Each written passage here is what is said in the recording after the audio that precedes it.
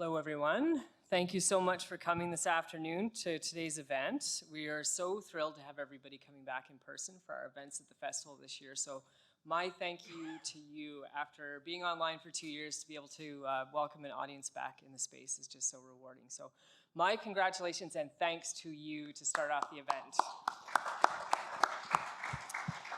I am here to welcome our host for the evening, Helen Gregory. Helen holds a BFA in painting, printmaking, and art history from Concordia University, an MPhil in humanities from Memorial University, and a PhD from visual culture at Western University, so one of our alumna here at Western. Helen's work as a visual artist has been acquired by several significant public collections, including the National Gallery of Canada, the National Library of Canada, the Victoria and Albert Museum, the Rooms Art Gallery, and the Beaverbrook Art Gallery. In both her studio and curatorial work, Helen is interested in, among other things, natural history, bioart, biotechnology, taxidermy, cabinets of curiosity, and the history of museum collections. So Helen, if you ever see Helen's social media feed, you will see a very regular featured character.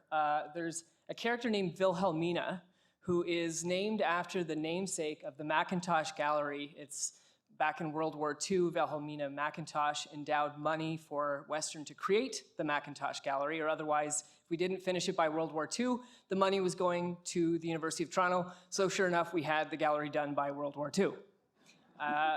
But there is a goose, a stuffed Canada goose, that is in Helen's office, which just demonstrates her taxidermy interest, and the goose is named Wilhelmina. So comes by these interests honestly. Over to you, Helen. Thank you for that very, very weird intro, Josh. Yeah, I'm sure poor Wilhelmina Macintosh would be rolling in her grave if she knew that I had a taxidermy goose named after her and that I trotted out for almost every occasion in a new outfit. Anyway, so that aside, back to the subject at hand. It is my immense privilege to be sitting here this afternoon at Museum London, situated at the forks of the Deschkan-Ziebing, also known as the Thames or Antler River, with author Wayne Johnston to talk about his most recent novel, Jennie's Boy, A Newfoundland Childhood, a deeply touching memoir that chronicles a pivotal 6 months in his very young life. Over the next hour or so, we will engage in discussion of Wayne's new book, and towards the end of the discussion, I invite the audience to ask questions. Wayne is widely regarded as one of Canada's finest writers. Beginning his career as a reporter for the St. John's Daily News, he published his first novel, The Story of Bobby O'Malley, in 1985, which won the W.H. Smith Books in Canada First Novel Award. With the publication of his breakthrough novel, The Colony of Unrequited Dreams, in 1999, he received critical acclaim for telling the epic story of Newfoundland's complicated history in a fictionalized depiction of Joey Smallwood's contentious efforts to bring Newfoundland kicking and screaming into the 20th century. His novels have been nominated for and have won numerous awards, and his memoir, Baltimore's Mansion, won the Charles Taylor Prize. So it's extremely sort of personally satisfying for me to be sitting here with Wayne today. I first became aware of Wayne's work many years ago when I was an artist living in St. John's, Newfoundland. I had a studio on Water Street with windows that looked over onto St. John's Harbor. And at risk of dating myself here, there used to be a show on CBC radio called Richardson's Roundup. Is there anybody here who used to listen to that? Well, I used to listen to it every day in the studio, and my favorite part of the day would occur around between 12 and 12:15 at lunchtime, and they used to do a serialized novel. You only got about 15 minutes of it a day, but there was something about being told a story while I was painting that was immensely satisfying. I don't know, it just must have occupied or activated really complementary parts of my brain. So painting and being told a story was a beautiful, beautiful 15 minutes out of my day. But I have vivid memories of The Colony of Unrequited Dreams being among those books.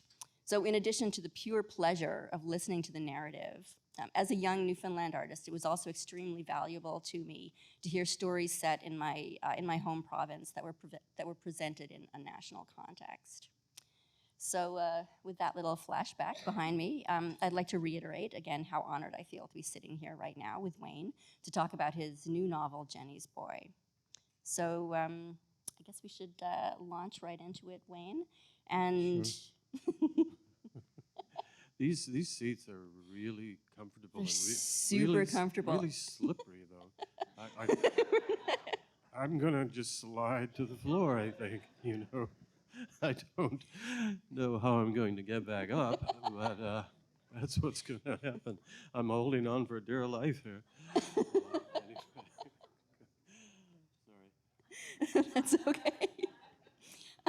Yeah, so I'm, as I said, the book takes place in over a very short period of time during a very young period of your life. It's only about 6 months when you were, I believe, 7. You were 7 years old? Yeah, between 7 and 8, yeah.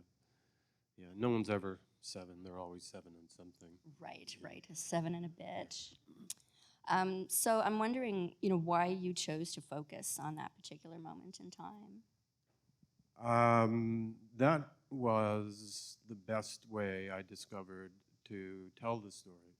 So just a little bit of background.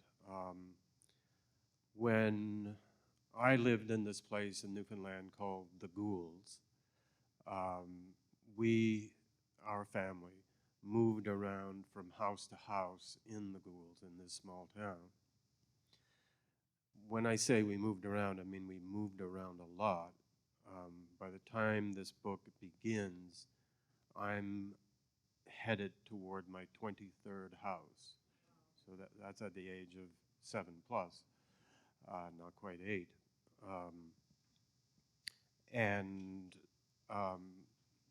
We never, as kids, really quite understood what was going on until some events demonstrated to us why they were going on. But we would, before I became so sick that I couldn't go to school, which is another part of the book, we would all come home, the 4 of us, there were 4 boys, we'd come home from school often to find that in the driveway of the house that we had left that morning was our grandfather's truck, piled high with our furniture. Actually, given how much we had, it wasn't piled that high, but it was piled with furniture. And that was the first we knew that we were moving, because my mother always thought we would fret too much if we knew that we were moving in a week or 2 weeks. So we would come home, and I remember it hitting me time after time, the realization that that house that I'd left this morning, I will probably never see the inside of again, because we didn't get to go in and take a last look around. The truck was ready to go. They were just waiting for us. We climbed into the truck. Truck started going around this little town called the Goulds, and we had no idea where it was going. We'd pass a house and kind of appraise it and say, oh, that wouldn't be a bad place to live. And we'd go past. And we'd go to another, past another house, and we'd evaluate all of them. We'd see a house in the distance, and my brothers would say, oh, God, I hope it's that house. It was never the house we hoped it would be. We'd drive around until eventually my grandfather would turn into a driveway, and we worked our way sort of down the ladder of houses until in this book, after just having lived in St. John's for once and getting evicted, not for once, but for many times we got evicted, we came back to the Goulds, to this essentially a half a house. It had the top half walled off to make it easier to heat. And there were 4 boys, so 4 of us in 1 bedroom, 2 bunks, and just a tiny little rest of the house. And that's kind of what the story tells, is the story of our 6 months in that house. Now, your question was like, why this house? Why this part of my childhood? I realized from writing my very first novel, The Story of Bobby O'Malley, in which the family also moves from house to house, but only 8 times, that writing a book that encompassed all the moves we made would be absolutely impossible. My oldest brother, Ken, by the time this book opens, is on his 37th house. I don't know how many my parents had lived in by then. So I knew I couldn't write about all these houses, even if I borrowed other people's memories of them. So I kind of auditioned house after house, as if they really were auditions. And, would this be the best house? Would this be the best time? What happened in this period of time? And it occurred to me that in this house that we came back to from St. John's, a lot of things happened that brought to a head a lot of the things that I was contending with in childhood. One of which was a simple effort to stay alive, because I had a series of, actually I had many of them at the same time, a bunch of illnesses, and in our extended family I was kind of written off in a gentle kind of way by all the grown-ups. This would have been, mid-60s in Newfoundland. Not long after Confederation, we were just getting into, a more technological society, but we weren't there yet. And medically speaking, in terms of the, medical facilities that were available, there weren't very many. There weren't any in our town, and there were only some in St. John's. So we would have to go to the city for even the smallest complaint. So I had so many of these, and they weren't the small complaints, they were big complaints, and I had them all at the same time. So my elders, my parents, even my brothers would just offhandedly refer to, the time when I was going to kick off. And I got so used to it, to the idea that I was not going to survive childhood, that it didn't bother me that much. I think partly because children have such a different sense of time than grown-ups do. And if somebody said a year, that seemed like an eternity to me. And they never mentioned the time. But I remember, living with that idea that long before all the others were gone, I would be. But as I say, it didn't really bother me. In fact, one of the characters in the book, my grandmother Lucy, used to have quite a lot of fun with it. It made me laugh a lot about it. She was an amazing person. Would you like to read Yeah, that section? to give you a sense of Lucy,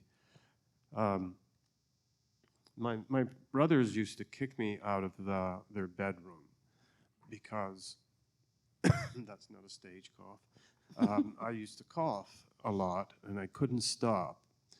And I would keep them awake at night, and they get fed up with me, and they begged Mom to find a way to sort of put me away somewhere in the house where the house is, where everyone else couldn't hear me. So what my mom did instead was she bought this thing that came to be called the bedmobile.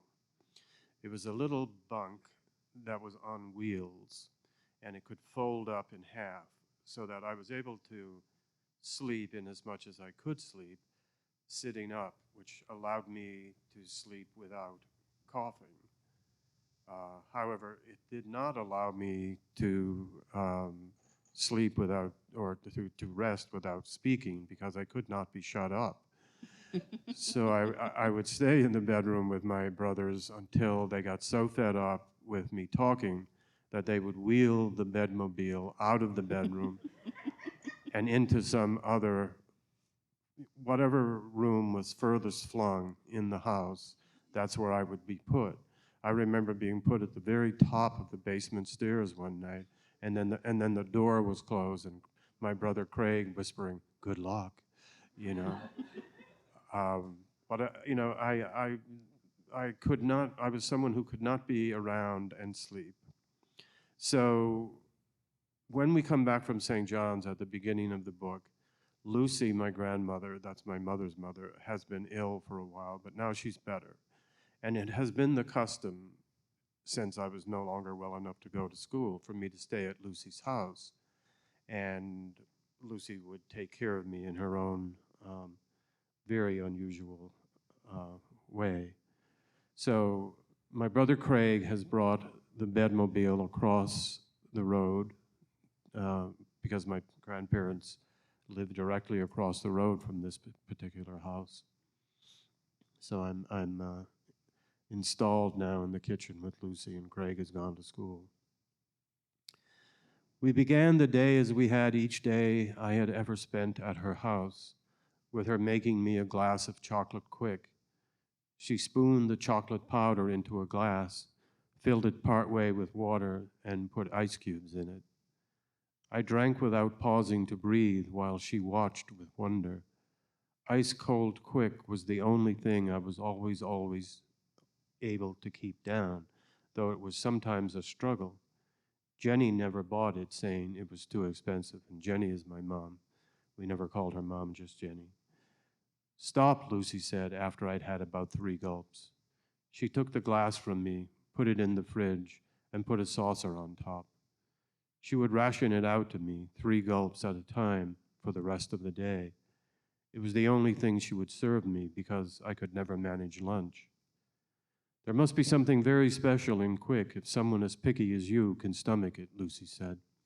Still, at that wedding feast in the Bible, where Christ changes the water into wine when they run out, he wouldn't have made much of an impression if he'd gone round spooning quick into everybody's glass, even though it would have been a miracle because there was no quick back then.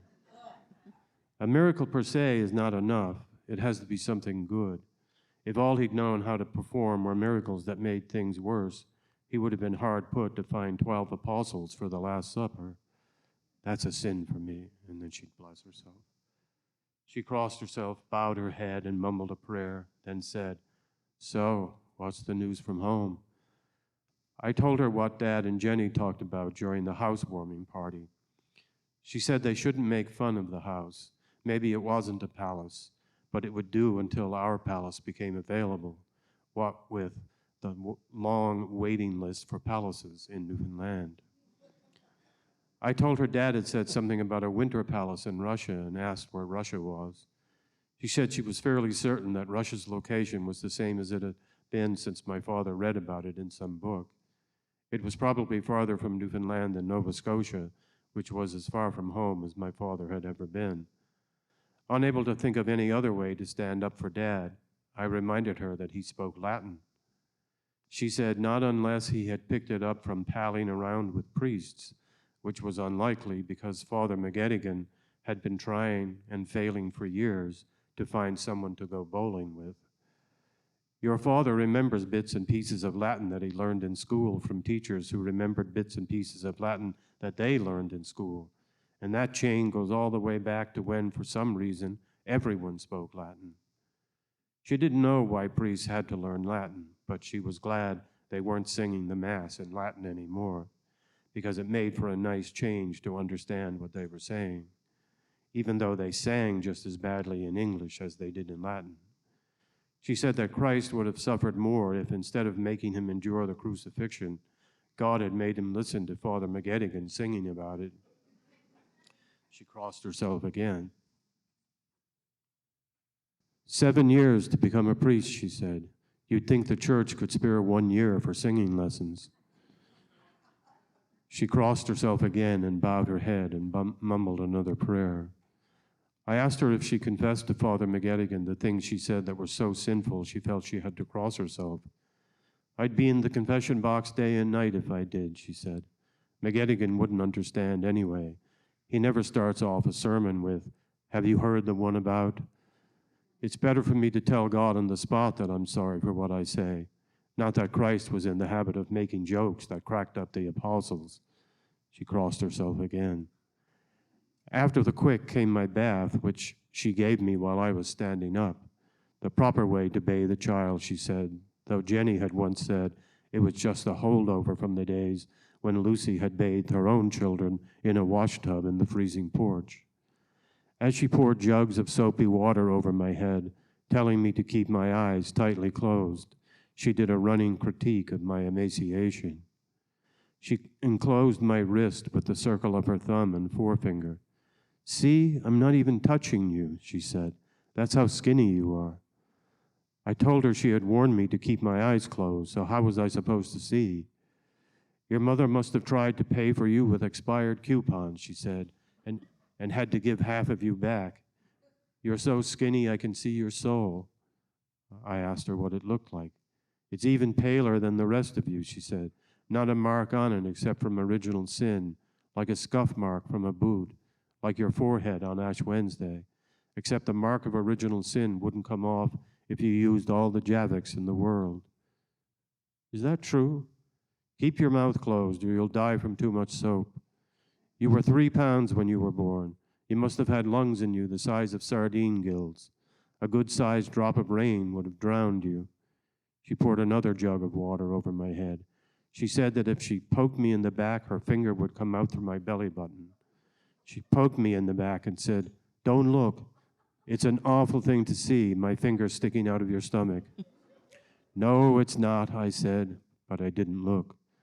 They left you with a fine scar when they took out your appendix. They must have pulled you apart with their bare hands. What's an appendix for, anyway? You told me to keep my mouth closed. Close it after you tell me what an appendix is for. I don't know, I said. They took out your tonsils, too. What are they for? I don't know that either. You had appendicitis and you had an appendectomy. You had tonsillitis and you had a tonsillectomy. First comes the itis, and then comes the ectomy. Well, I said, I've had bronchitis about 10 times, but they never took anything out. Then you must need your bronch for something, she said, but I don't know what it is. They tell me I have pancreatitis. They tell me it gives you gallstones or something. I've already had my gallbladder out. That was some kind of ectomy, too. The word was about a mile long. I'll go to the hospital one of these days and come home without my pancreas, you mark my words. Another ectomy. Not that I know what a pancreas is for. Your father's haircuts are ectomies too. There's youngsters going round the Goulds with half their heads missing. That's not true. What are we going to do with you, Wayne? Your spine sticks out like a string of peppermint knobs. Your breastbone too. Your collarbone looks like a coat hanger. I wondered what the options were when it came to what to do with me. Still, I felt as strongly as anyone else that something had to be done with me. Your knees are like ankle bones, she said, and your ankle bones are like thumb knuckles. You have the boniest little arse. You'd have saddle sores if you had to sit on a chair for more than an hour. When she was done bathing me, she dried me with a towel, saying that now I'd had a proper bath instead of one sitting in water that was gray with my own dirt. Then she carefully brushed my hair and sprinkled my cheeks, holy water fashion, with cologne she said Ned hadn't touched since someone gave it to him for Christmas 20 years ago.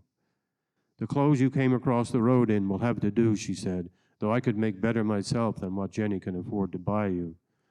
When I was dressed, she declared me to be as close to presentable as she could make me for what always followed my bath. So that's an introduction to Lucy. Oh, thank you. My grandmother.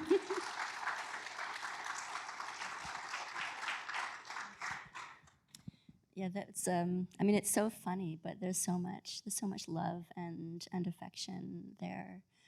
Yeah, there is, and there's a lot of foreshadowing there as well, which the reader will, get in retrospect. But Lucy was like that, and at the end, when I say for what comes next, now they're going into what's called Lucy's Shrine. There used to be, and maybe everywhere where there were Catholics, definitely in places like Mexico and Italy, Um, in every household, Catholic household in Newfoundland, or most of them, there used to be little statues, like not that little, about, say, this high from the floor. And they would be lit round with lurid candles, votive candles like you see in church. And these candles would be lit, and people would put little mass cards at the base of them for people who had passed on. And I remember as a child walking into houses and that I hadn't been in before, and turning a corner and sort of rearing back because there was a statue of the Sacred Heart almost as tall as me, just sitting, just in the hallway. So Lucy had the Blessed Virgin in her room with baby Jesus in her arms, crowned with the crown that meant he was the king of the world. And we would go in there supposedly to pray, but Lucy would do what Lucy does. Yeah. I feel like having been raised a Protestant, I think I missed. Heathen. I know. Oh, and very much so. Absolutely. Don't get me started. I feel like I missed a lot of some of the most interesting parts of growing up in Newfoundland.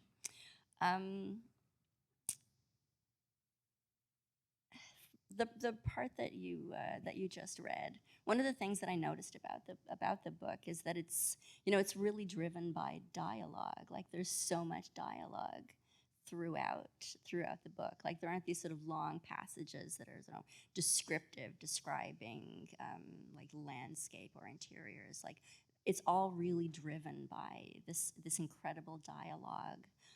In particular, between Lucy and you, the dialogue between your mother and your father. Like there's this great wit, there's this banter, there's this sort of fascinating kind of back and forth between them, which really, it really is the dialogue that sort of develops the characters, and by characters I mean your family.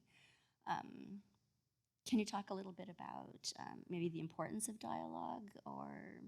Yeah, sure. People have asked me, given that you were 7 years old at the time, how do you recall the dialogue? Certain other things like the statue, I recall because it was there in the house for years, long after Lucy was gone. But how do you recall dialogue that took place when you were 7 years old, when you're now in your 60s? And again, I think this was probably common among Catholics and maybe even Protestants, I don't know. But when I was growing up, it was a form of entertainment to sit around the table, and it wasn't really so much tell stories in the oral sort of storytelling sense, but it was to tell, to go back over our own lives and retell it constantly.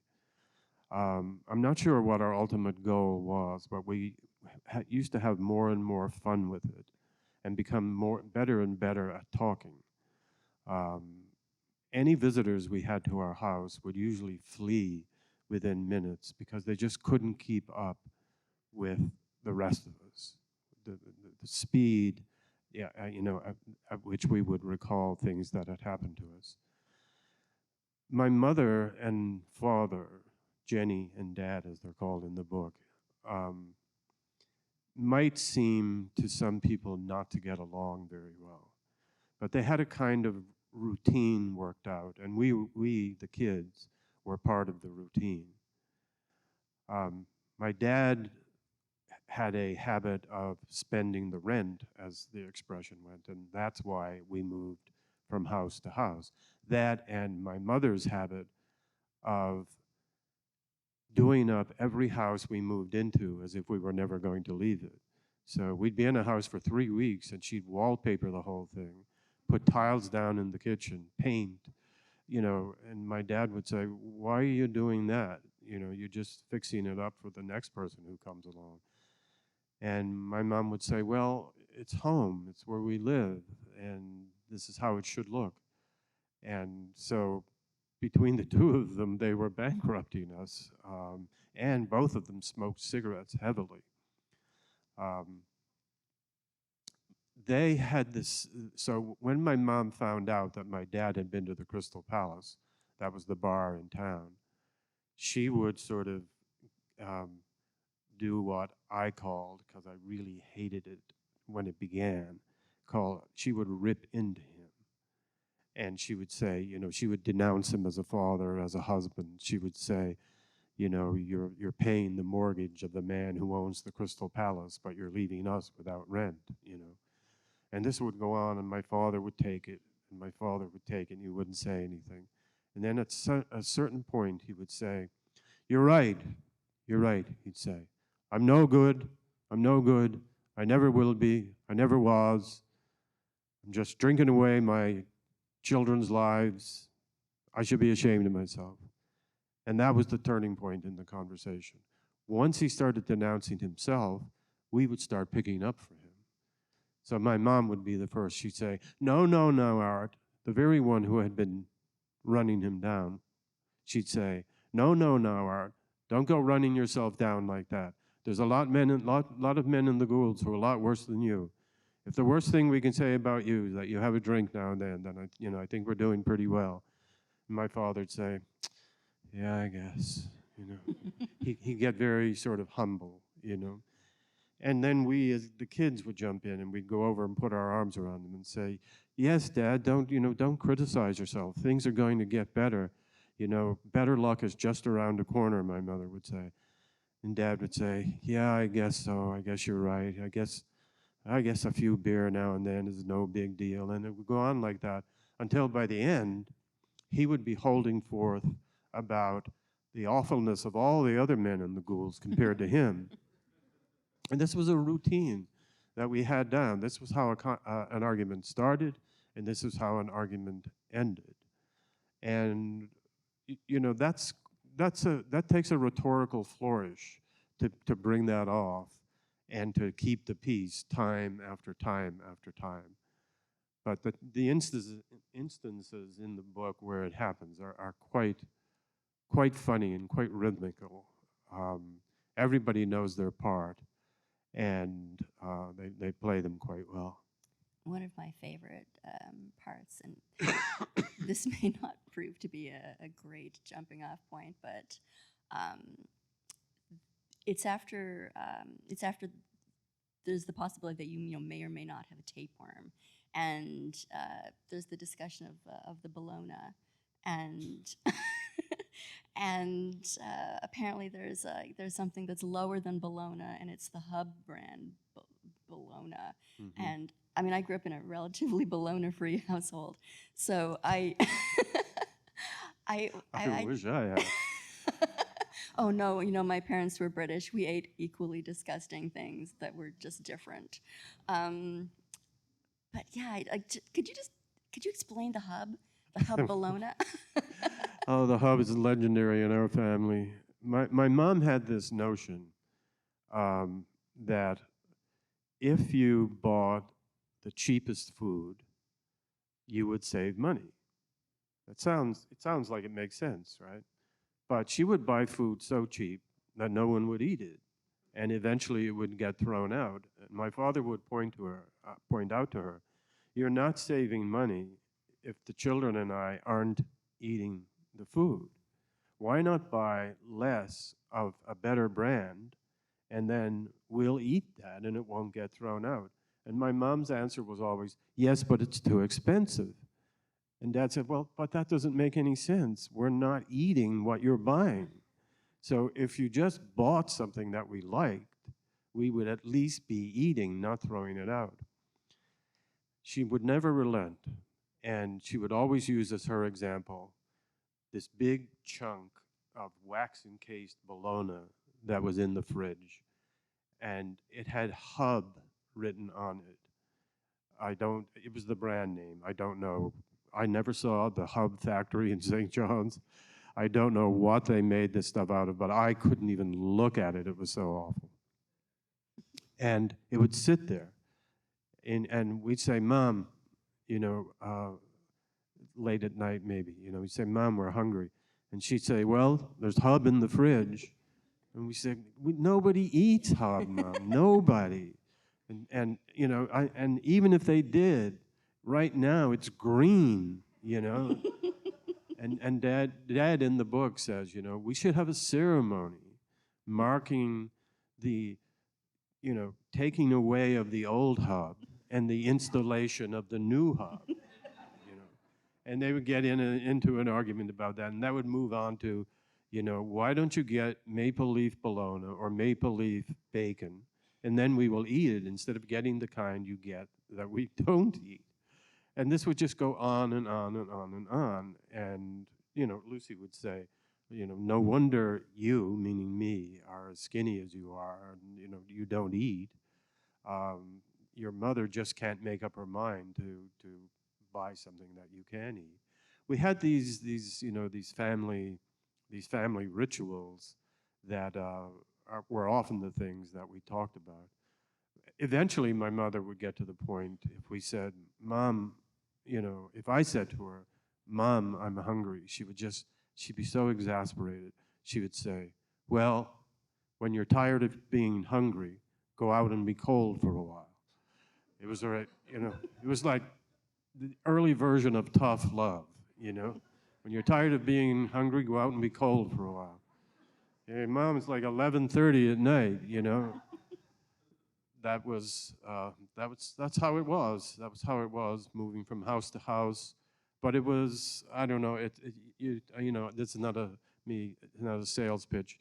You have to see it, all in its entirety to understand how much love there was and how hard we were all trying to protect one another, and how badly I felt that I was the one dragging everyone down, because when people got frustrated enough, they would say exactly that. My father would say, one more trouble than all the other three put together, meaning my brothers. Two girls came along later, and I was still more trouble than all five put together, But yeah, I can't remember what question set me off. Oh, the question was really just about the hub. We got to the hub of it, I think. I'm going to ask you a more serious question in a moment, picking up on what you just said. But first, did you know that the most popular character in the current St. John's Santa Claus parade is Maple Leaf Big Stick Bologna? See, I get Maple Leaf. I just don't get the hub. I guarantee you there isn't anybody dressed up as a hub walking along there. No, I loved Maple Leaf Bologna. I still do. It too was enclosed in wax, but it was superior bologna. Let me tell you. Yeah. There's also a pink insulation, and so when people are lined up watching the Santa Claus parade and they're waiting for Big Stick Bologna, they get really disappointed when pink insulation walks past. Yeah, I could see that. Anyway, yes, back to the book. So yeah, you were talking about how there was always this this sort of feeling that you were so much trouble, and I mean, one of the things that really comes out in the book so beautifully is just sort of like the complexity of the kind of relationships that we have with our family. And so, like there are several examples of where your brother Craig, says things to you that are so deeply hurtful. But then, it's like he realizes that he's hurting you, and then he gives you, a huge hug. But, it just sort of made me think about, and this kind of goes back to the idea of, conversation and dialogue and memory. But I was thinking about, the kinds of things that are said to us when we're young that are deeply painful, and that, we carry with us for our lives. Things that may be said to us, because we're young, and, the expectation is that we won't remember them. But, sometimes we do carry these sad or painful memories with us. Yeah, I think I think Craig kind of learned what he used to do from what mom and dad used to do. You know, mom tears dad down, then starts to rebuild him after he's been reduced to ashes. Well, Craig would do that with me, you know. Every now and then I would, even though I wasn't in school, I would set out to school to meet my brothers on the way home. And I was often picked on because I carry this bamboo cane because I had been given a booster shot after coming very close to death by a doctor who had been drinking at the time, and he partly severed the ulnar nerve in my arm. So I had to go around with this half of a bamboo fishing pole to keep myself from falling because my one arm was useless. So I went up, you know, the road like that one day, and this guy, to this day, I don't think he was really picking on me. He was a foster kid staying at a foster home, and he seemed to take a genuine interest in my various maladies. And he said, you know, can I see your bamboo stick? And I gave it to him, and he, you know, twirled it around kind of kung fu fashion. And I thought he was about to give it back to me, and then suddenly Craig appeared, and the two of them get into a fight. Craig accusing him of trying to steal the bamboo and, you know, making fun of me. When we got home from that, Craig went aboard of me saying, you know, you don't know what it's like to be punched in the face. You know, I have to get punched in the face on your behalf. I have to punch other boys in the face. You don't get into fights. Other people fight your fights for you. You know, and again, so I'm being whittled down to size. And then, this is a theory I have about Craig. I think he was so, it might not seem so, but he was so big-hearted that he liked nothing than making up with you after he had made you cry. So he would reduce me to tears, and then he would switch, and he wouldn't come right out and say, you know, oh, I was just joking. But he would say something like, you're not so bad. He said, you're not so bad. He said, he would say things like, you know, you're pretty good at things that no one gives a frig about, like reading and stuff like that. And, you know, you get good grades in school. You're never going to get a girlfriend that way, but I mean, at least you have something, you know. And he said, you know, if you ever get kissed, it'll be, you know, from Mom or Lucy, you know, that's as far as you'll get. But then he would, you know, he would more and more sort of put his arm around me and assure me that, you know, whatever happened, he would be there, even if I was a little squirt, you know. And eventually both of us would wind up in tears. You know, it was a lot to contend with. I mean, when I was 7, he was 10. And every day having to bail me out of situations was not easy. And trying to hide that he'd been in a fight from Jennie was not easy either. And, you know, it was, for the whole house, it was not easy having this puny little kid whom everybody expected never to graduate into adulthood, you know.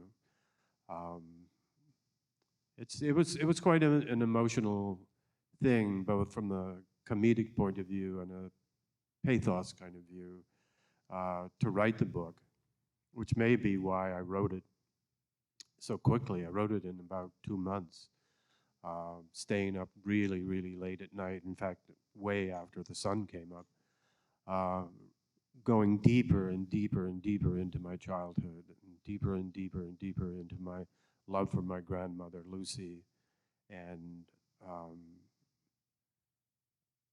all, you know, all that she was going through at the time that I didn't know. We were on parallel courses. I didn't know that. She was dying. I, as it turns out, wasn't. And my editor, I'll throw a bit of levity into that, my editor I can be a bit of high maintenance when it comes to, writing jacket copy or picking the cover of a book. So she wrote the jacket copy one day, and she phoned me up and she said, "This is the best jacket copy I've ever written for you," she said. So I said, "Oh, well, let me hear it." And she said, "Wayne and Jennie, Lucy and Jennie are on the same road, possibly on the same road, but only one of them makes it." And she stopped. And I said, "Yeah, what else?"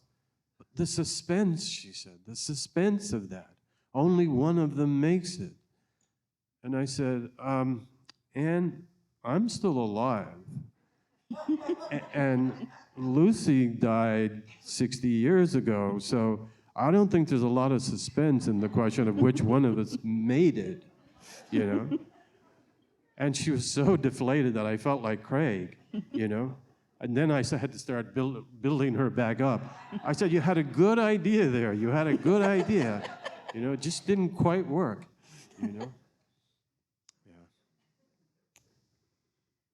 Well, I think that, on that light note, looking at the time, I think now would be a good time to maybe open it up to questions. Does anybody have a question for Wayne? Sure. Go ahead. Do you need a mic to be heard? No? Okay.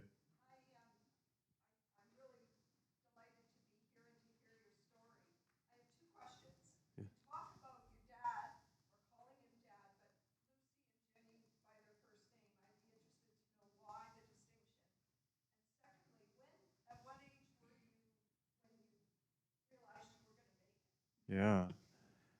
The first question about women's names is what I came to realize was the distinction.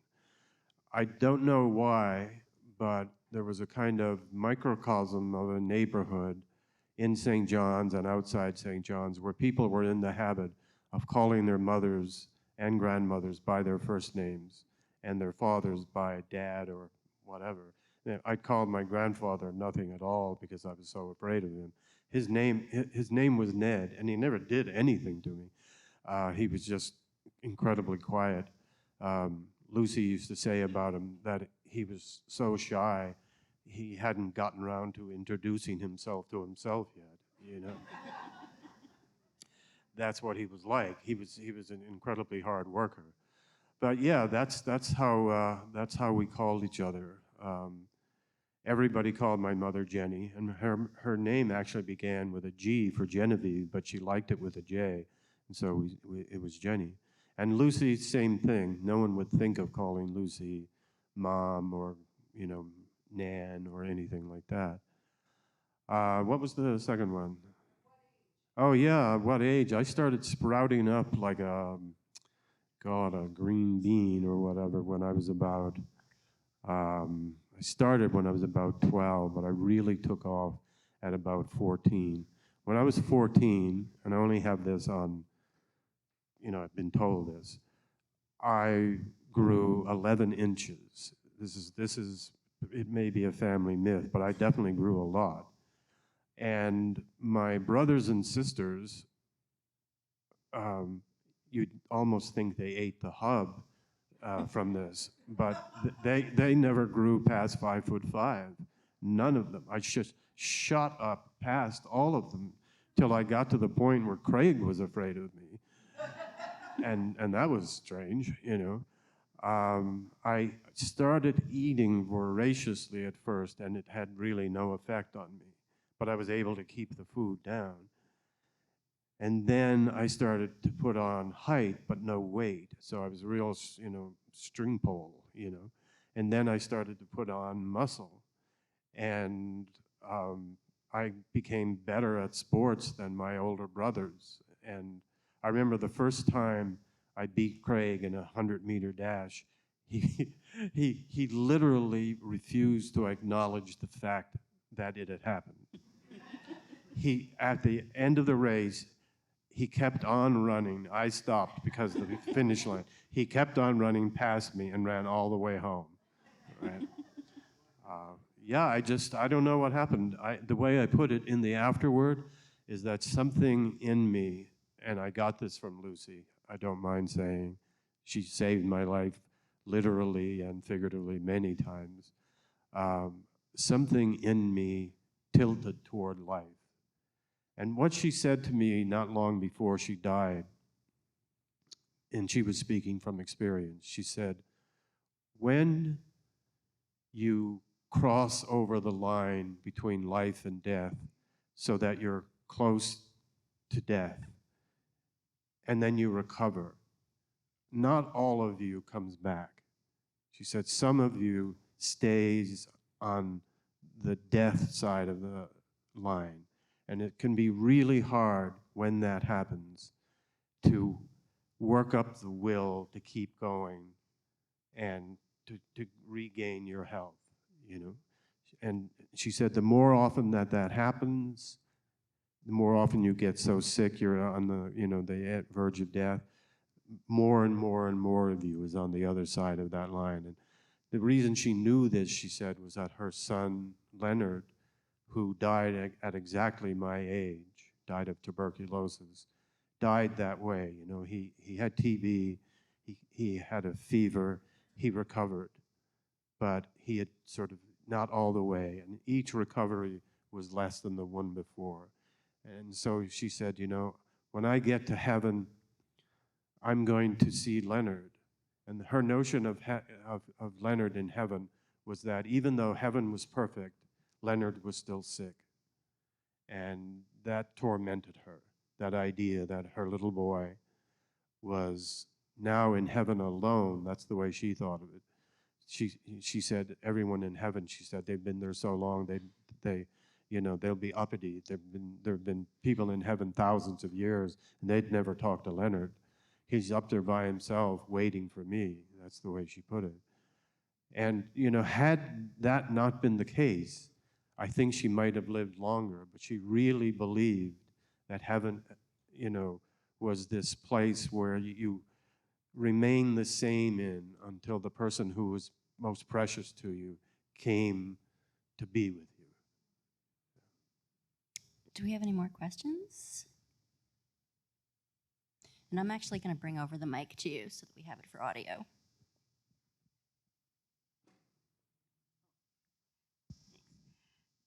There are several moments in the book where I just could imagine children being terrified. I mean, one when you almost drowned and your father was up the river away having his drinks. The other two, that when the people who wanted the car back were chasing you in the car on the dirt road, and you were all with your dad. And I guess the third one, when he left you in the car for a long period of time, and he was in drinking at the local establishment, and eventually you went in and confronted him.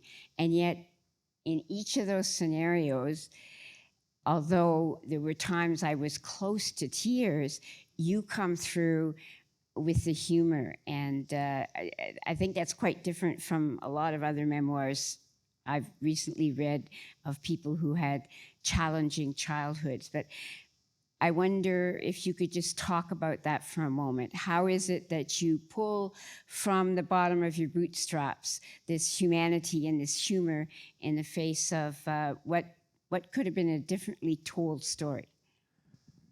That's a good question.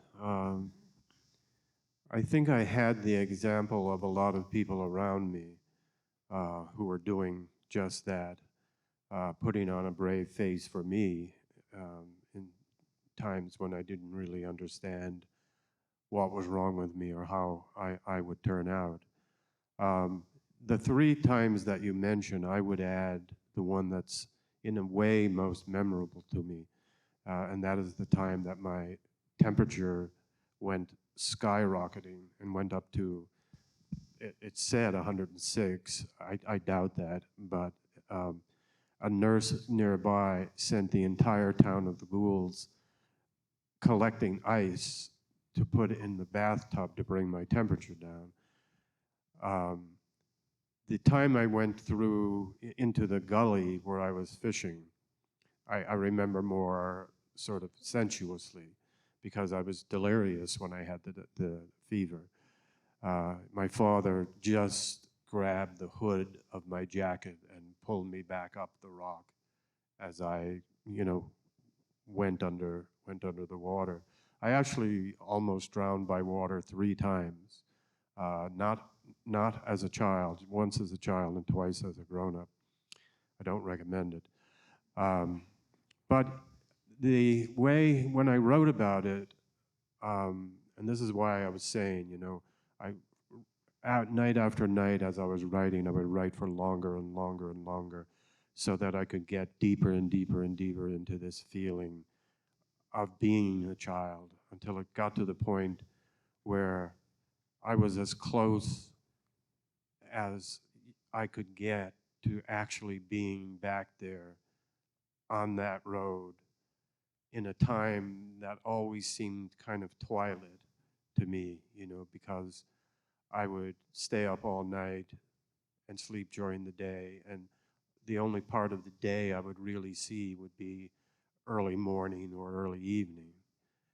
And I got to the point writing late at night, and the house is quiet, where, I actually felt a kind of incipient comeback of some of the physical illnesses I had had as a child, And I think that is where the intensity of the scenes comes from in the book.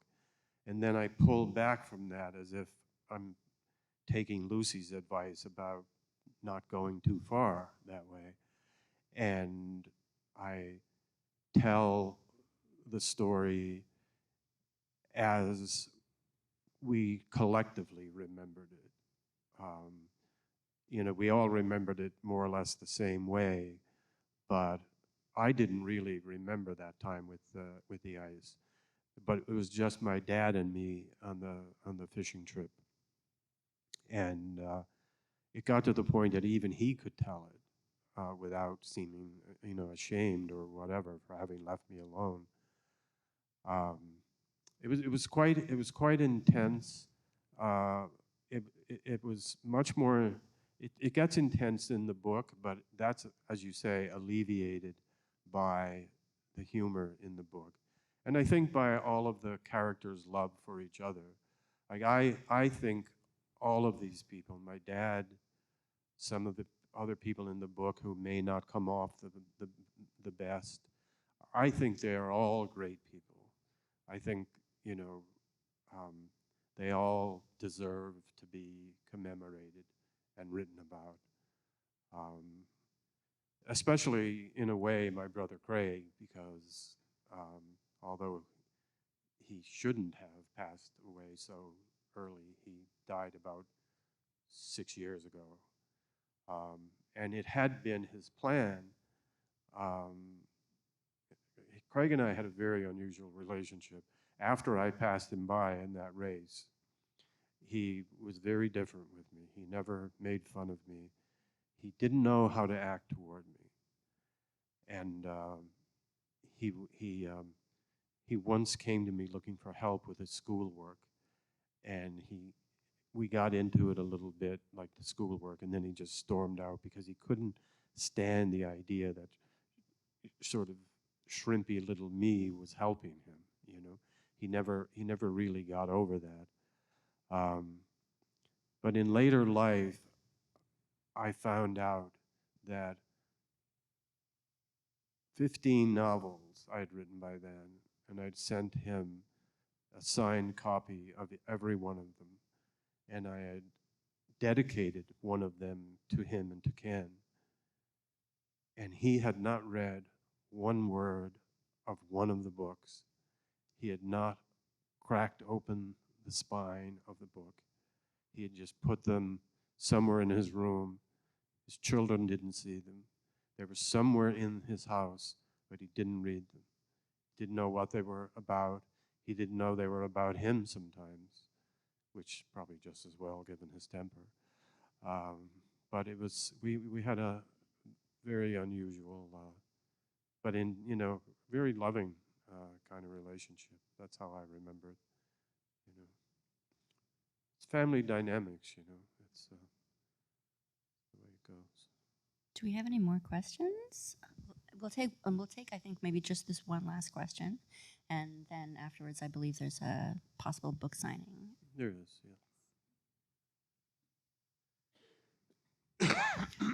There's so much I admire about Newfoundland.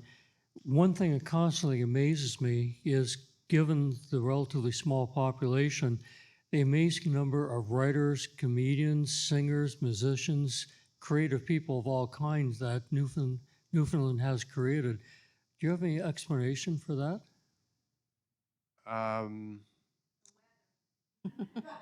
Weather. Yeah. What else are you going to do?